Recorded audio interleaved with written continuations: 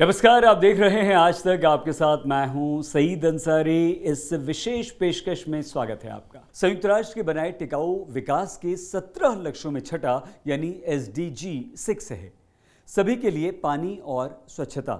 लेकिन न्यूयॉर्क में इस साल 22 से 24 मार्च के बीच हुए संयुक्त राष्ट्र जल सम्मेलन में पेश यूनेस्को की रिपोर्ट ये कहती है कि दुनिया की आबादी का 26% हिस्सा सुरक्षित पीने के पानी से वंचित है और करीब 3 अरब लोग हर साल कम से कम 1 महीने के लिए जल की कमी का सामना करते हैं। वैश्विक जल गुणवत्ता सूचकांक में भारत 122 देशों की सूची में 120वें नंबर पर है। भारत में हर 10 में से 6 लोगों को जल संकट से जूझना पड़ रहा है। हर 10 में से 1 व्यक्ति को पीने का साफ पानी नहीं मिल पा रहा है। ऐसा क्यों है? इसका सबसे बड़ा कारण है हमारे जल स्रोतों पर जनसंख्या का भारी दबाव।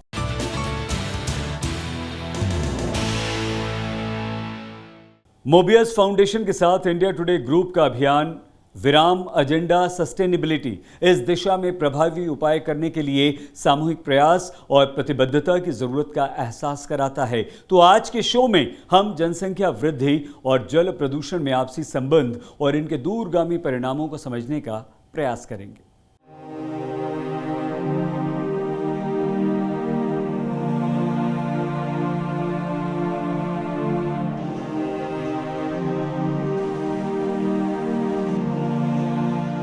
भारत में दुनिया की 19% आबादी रहती है, मगर हमारे पास कुल जल संसाधन का महज 4% ही मौजूद है।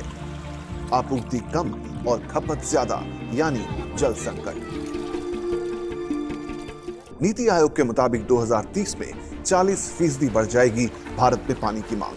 पानी की जो उपलब्धता है वो बहुत कम हो गई है। अगर प्रति व्यक्ति पानी जो है जैसे 500 लीटर प्रतिदिन आज के 50 साल पहले था, तो अब 50 लीटर तक सीमित होकर रह गया है।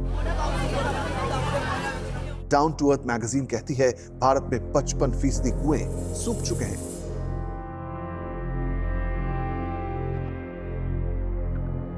चालीस % ग्रामीण परिवार नल के पानी से महरूम हैं। वाटर एड की रिपोर्ट के मुताबिक देश के 12% लोग तो डे जीरो वाले हालात झेल रहे हैं। जैसे जैसे जनसंख्या बढ़ती जाएगी वैसे वैसे जल मांग बढ़ता जाएगा। और ये बहुत इंपॉर्टेंट है समझना कि हम इस जल का जो है दक्ष उपयोग करें, जिसको कहते हैं वाटर एफिशिएंट यूज़ करें। अगर हमने इसका एफिशिएंट यूज़ नहीं किया, अगर हमने दक्षता से इसका उपयोग नहीं किया, हमने इसको या तो बर्बाद किया या वेस्ट किया या प्रदूषित किया, तो परिणाम बहुत ही सीरियस हैं, जो कि हम ऑलरेडी देख रहे हैं। कई स्टेट्स में, कई लोकेशंस में लोग ऑलरेडी उससे गुजर रहे हैं। जैसे जैसे जल संकट बढ़ेगा वैसे वैसे बढ़ेगा जल प्रदूषण। दूषित जल से बढ़ेगा जीवन और बीमारियों का संकट। ज्यादातर बीमारियों का कारण जल का प्रदूषण है। भारत में 2 तरह का प्रदूषण है। एक तो है हमारी शहरी आबादी का गंदा पानी हमारी नदियों में और हमारे भूजल के स्रोत में सीधा मिलना, और दूसरा है ये जो हमारा इंडस्ट्रियलाइजेशन है। इस इंडस्ट्रियलाइजेशन में हमने प्रदूषण से मुक्ति का रास्ता नहीं ढूंढा, इसलिए हमारा प्रदूषण बराबर बढ़ता जा रहा है।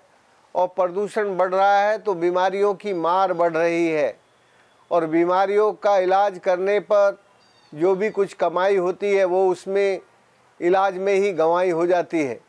इसलिए हमारे हालात दिन ब दिन आर्थिक, सामाजिक, स्वास्थ्य, पर्यावरण, इन सब क्षेत्रों में हमारे हालात बिगड़ रहे हैं।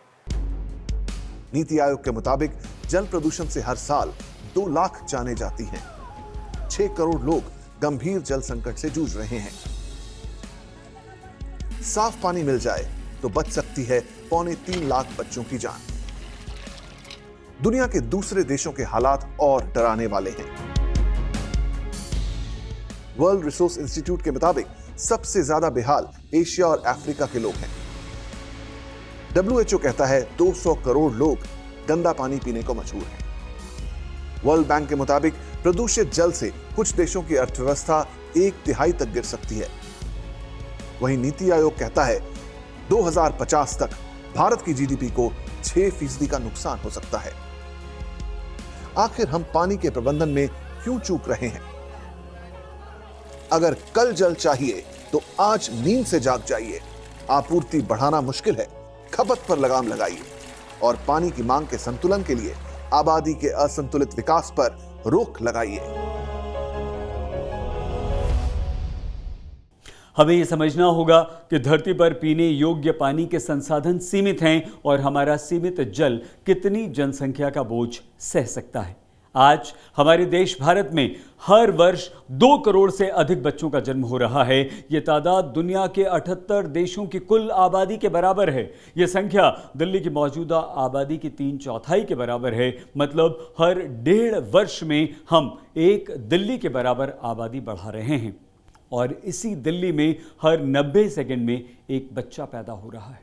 दिल्ली, जिसके बारे में कहा जाता है कि वो गंभीर जल संकट झेल रहे दुनिया के शीर्ष 20 शहरों में शुमार है।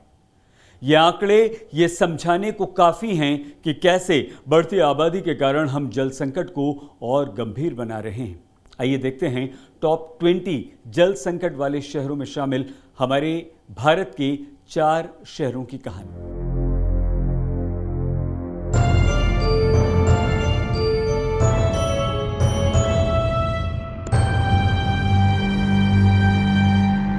भारत में जल का संकट जनजीवन पर गहराता जा रहा है। साल 2018 में नीति आयोग के एक अध्ययन के मुताबिक जल संकट से जूझ रहे दुनिया के 400 शहरों में से टॉप 20 में 4 शहर भारत के हैं। इन 4 शहरों में चेन्नई पहले, कोलकाता दूसरे, मुंबई 11वें और दिल्ली 15वें नंबर पर है। जल संकट के मामले में चेन्नई और दिल्ली जल्द ही दक्षिण अफ्रीका के शहर केप टाउन बनने की राह पर है। संयुक्त जल प्रबंधन सूचकांक के अनुसार देश के 21 शहर जीरो ग्राउंड वाटर लेवल पर पहुंच जाएंगे, यानी इन शहरों के पास पीने का खुद का पानी भी नहीं होगा, जिसमें बेंगलुरु, चेन्नई, दिल्ली और हैदराबाद जैसे शहर शामिल हैं, जिसके चलते 10 करोड़ लोगों की जिंदगी प्रभावित होगी। दुनिया की दूसरी सबसे बड़ी आबादी वाले शहर दिल्ली में अंधाधुंध शहरीकरण से घट रहे हैं जल स्रोत। वर्ल्ड रिसोर्सेज इंस्टीट्यूट इंडिया के एक अध्ययन में पाया गया है कि जल स्रोतों में कमी साल 2000 में 1216 वर्ग किलोमीटर से बढ़कर वर्ष 2015 में 1961 वर्ग किलोमीटर हो गई। ऊपर से दिल्ली से होकर बहती यमुना में हरियाणा के उद्योगों का अनुपचारित केमिकल और सीवेज बहाया जा रहा है। हालात ये हैं कि यमुना में अमोनिया का स्तर रिकॉर्ड 8 ppm तक पहुंच गया है, जबकि दिल्ली के वाटर ट्रीटमेंट प्लांट्स की क्षमता ही 1 ppm तक के पानी को साफ करने की है। हालात ये हैं कि इस साल मार्च अप्रैल में ही दिल्ली के कई इलाकों में पानी की सप्लाई बाधित करनी पड़ी है। जो इंडस्ट्रीज हैं हरियाणा के अंदर, वो अनट्रीटेड वाटर डाल देते हैं। जब तक हरियाणा सरकार स्ट्रांग नहीं होगी उनके खिलाफ, जब तक उन पे अपना नियम लागू नहीं करेगी और जब तक वॉच नहीं करेगी भाई क्या डाल रहे हैं, तब तक ये होता रहेगा। हाँ, जहां तक हमारे अपने घर में तैयारी की बात है तो ऑनरेबल सीएम ने हर WTPs को टेक्नोलॉजिकली इक्विप करने का फैसला किया है कि जी हम वहाँ पे ऐसी तकनीक लगाएं जिससे अगर अमोनिया एक्सेस में भी आता है तो हम उसको ट्रीट कर सकें। तो वो जिस WTP पे ऐसी संभावना होती है, हो रही है पीछे, तो उस जल बोर्ड को कहा गया है इस बात को इवैल्यूएट करने के लिए कि कौन सी तकनीक वहाँ पे लगाई जाए उस WTP के ऊपर, जिससे कि एक्सेस में जब अमोनिया है तो उसका भी हम देखभाल कर लें। साल 2000 से 2015 के बीच 10 शहरों में की गई वर्ल्ड रिसोर्सेज इंस्टीट्यूट इंडिया की स्टडी बताती है कि दिल्ली के 5 सबसे बुरे हालात हैदराबाद, कोलकाता, बेंगलुरु, मुंबई और चेन्नई के हैं। वहीं भारत में ग्रामीण इलाकों में जल संकट की गंभीर समस्या के कारण ग्रामीण जनसंख्या पहले से आबादी की मार झेल रहे शहरों की ओर पलायन करने को मजबूर है, जिससे शहरों में अनियंत्रित जनसंख्या का बोझ बढ़ता जा रहा है। अनुमान है कि 2050 तक भारत की 75% आबादी शहरों में रहने लगेगी। चेन्नई दक्षिण भारत के बड़े शहरों में एक है। यहाँ की आबादी करीब 1.25 करोड़ है। हर साल गर्मी में हालात 2019 के जल संकट जैसे ना हो जाएं, लोगों को ये डर सताता है। ऐसा नहीं है कि चेन्नई के ऐसे हालात अचानक बने हों। वहां 2016 तक करीब 2400 एकड़ जल स्रोत गायब हो गए थे। 50% से अधिक इमारतें वर्षा जल संचयन के मुताबिक नहीं बनी हैं। खराब रखरखाव के कारण जलाशय क्षमता में 20% की कमी, अत्यधिक प्रदूषित 3 नदियों पर कोई कार्रवाई नहीं, जल निकायों की देखरेख करने वाली 3 एजेंसियों में तालमेल नहीं, मास्टर प्लान के नोटिफिकेशन में 13 साल और राज्य जल नीति संशोधन में 25 साल की देरी हुई। जब जल दूषित होता है तो नदियाँ भी दूषित होती हैं, और जब नदियाँ दूषित होती हैं तो सभ्यताएं सूखने लगती हैं, मरने लगती हैं। इसलिए हम इस मूल कारण जल के प्रदूषण को, इससे मुक्ति के उपायों को ढूंढकर इस पर काम करें। भारत में कुल पानी का 85% खेती, 10% उद्योगों और 5% घरेलू इस्तेमाल में खर्च होता है। भारत में जल प्रणाली व्यवस्थित न होने की वजह से पानी के वितरण में असमानता है। WHO के मुताबिक एक व्यक्ति को अपनी जरूरतों को पूरा करने के लिए हर दिन करीब 25 लीटर पानी की जरूरत होती है, लेकिन दिल्ली में प्रति व्यक्ति खपत 272 लीटर प्रतिदिन है, जिसकी बड़ी वजह है पानी की बर्बादी, औद्योगिक खपत और घरों में पानी के उपयोग की कोई मानक सीमा न होना। यूं तो हमारी धरती के 71% हिस्से पर समंदर फैले हुए हैं। इसमें दुनिया में मौजूद कुल पानी का 97% हिस्सा है, मतलब सिर्फ 3% ही वो पानी है जिसे हम इस्तेमाल कर सकते हैं। वो नदियों, तालाबों, जलाशयों, कुओं में मौजूद है। नदियाँ जल का सबसे महत्वपूर्ण स्रोत हैं, लेकिन परेशान करने वाली बात यह है कि हमारे देश की 62% नदियाँ प्रदूषित हैं। जल सम्मेलन में यूएन की रिपोर्ट कहती है 27 वर्ष में सूख सकती हैं गंगा, ब्रह्मपुत्र, सिंधु जैसी बड़ी नदियां। हम कैसे कैसे अपनी नदियों को प्रदूषित कर रहे हैं, इस पर बात करते हैं south Asia network on dams, reverse and people के हिमांशु ठक्कर जी से। हिमांशु जी, बहुत धन्यवाद हमारे इस शो में आपका। हिमांशु जी, हमारे शहरों की अनियंत्रित आबादी और उसकी बेलगाम गतिविधियां नदियों की ऐसी स्थिति के लिए हिमांशु जी कितने जिम्मेदार हैं? देखो, हमारे शहर की आबादी ज़रूर बढ़ रही है। कुछ तो नेचुरल प्रोसेस से बढ़ रही है, कुछ लोगों के स्थानांतरण, आसपास के गांव से स्थानांतरण से बढ़ रही है। दूसरा महत्व का पार्ट है जो हमारे देश की, हमारी शहरों की नदियों की बुरी हालत के लिए जिम्मेदार है। तो वास्तविकता तो ये है कि हमारे देश के शहरों के लिए कोई जल नीति नहीं है। कोई भी शहर को कितना पानी चाहिए और वो पानी आएगा कहाँ से, उनको ये चिंता नहीं है कि ये पानी शहर के अंदर से कितना आ सकता है, शहर में कितना बारिश हो रही है, शहर में कितने जल के स्रोत है, शहर में कितनी नदियां हैं, शहर में कितनी नम भूमि वेटलैंड्स है, शहर में कितने ग्राउंड वाटर भूजल है। और ये सबको सस्टेनेबल तरीके से उपयोग करके शहर की पानी की कितनी उपलब्धता शहर के खुद के सोर्सेज से हो सकती है। और उसमें एक बहुत महत्व का सोर्स जो है वो है कि शहरों में जो सीवेज जनरेट होता है, गंदा पानी, वो पानी को एक रिसोर्स हो सकता है, उसको ट्रीट करके उसको रिसाइकल किया जा सकता है। उससे आज जो शहर का गंदा पानी एक अभिशाप बन गया है, उसकी जगह पे वो आशीर्वाद बन सकता है, हमारी शहर की पानी की ज़रूरतों को, डिमांड को भी कम कर सकता है। बहुत धन्यवाद हिमांशु जी, हमारे शो में जुड़ने के लिए, इतनी महत्वपूर्ण जानकारी हमें देने के लिए। हिमांशु ठक्कर जी, बहुत धन्यवाद आपका। आखिर कैसे हमारी आबादी ने नदियों की हत्या की है, किस तरह अपने जल स्रोतों का शोषण किया है, उसके लिए एक टर्म इस्तेमाल होता है हाइड्रोसाइट। स्थिति ऐसी हो गई कि भले ही दुनिया 2100 तक अपनी आबादी को 800 करोड़ से 700 करोड़ तक सीमित कर ले, असमानताओं को कम कर दे, प्रभावी भू जल उपयोग कानून को लागू कर ले, संसाधनों की खपत को सीमित कर ले, पर्यावरण अनुकूल तकनीक और जीवन शैली को अपना ले, लेकिन धरती को पानी की कमी का सामना करना ही पड़ेगा। जलवायु परिवर्तन पर अंतर सरकारी पैनल के अंतिम ड्राफ्ट में ये बात कही गई है। यहां पर एक बहुत छोटा सा हम विराम ले रहे हैं। विराम के बाद चर्चा जल प्रदूषण के सेहत पर असर की। देखते रहिए आज तक।